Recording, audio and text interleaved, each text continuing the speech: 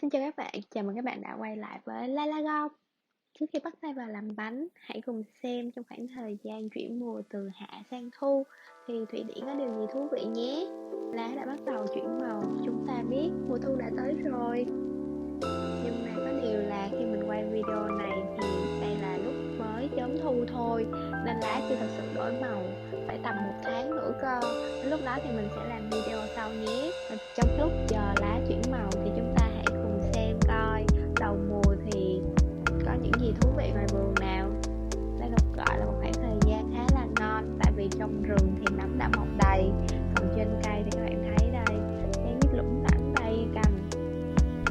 Nếu các bạn mà đi ngoài đường thì bạn sẽ thấy có cực kỳ nhiều cây táo luôn. Một số thì của nhà người dân nên mình thì không thể hái được, nhưng cũng có một số cái nằm ở khu vực chung, khu vực công cộng mình có thể tự nhiên hái.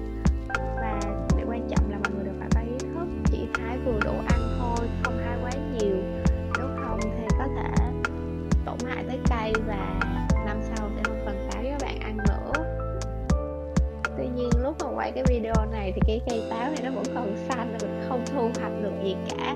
Mình sẽ phục thù vào video tiếp theo, mọi người hãy chờ xem nhé. Ok, nhưng mà bây giờ vì mình quá thèm táo nên phải dạo một vòng trong siêu thị để mua sắm một chút.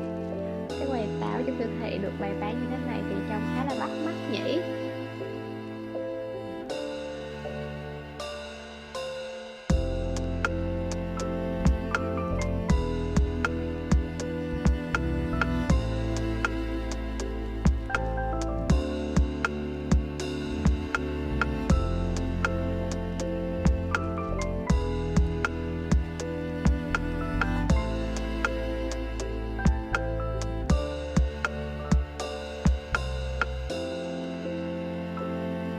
Sau khi mình mua táo thì chúng ta sẽ cùng nhau làm bánh táo. Mình xin lưu ý với các bạn đó là nói về chuyện bánh táo thì có rất nhiều cách làm, rất nhiều phiên bản khác nhau. Nên nếu như các bạn thấy cái bánh táo này nó hơi đặc biệt, nó hơi lạ thì cũng đừng vội ngạc nhiên nhé.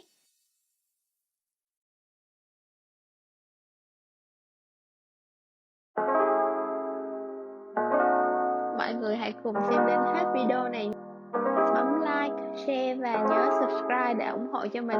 Xin cảm ơn mọi người.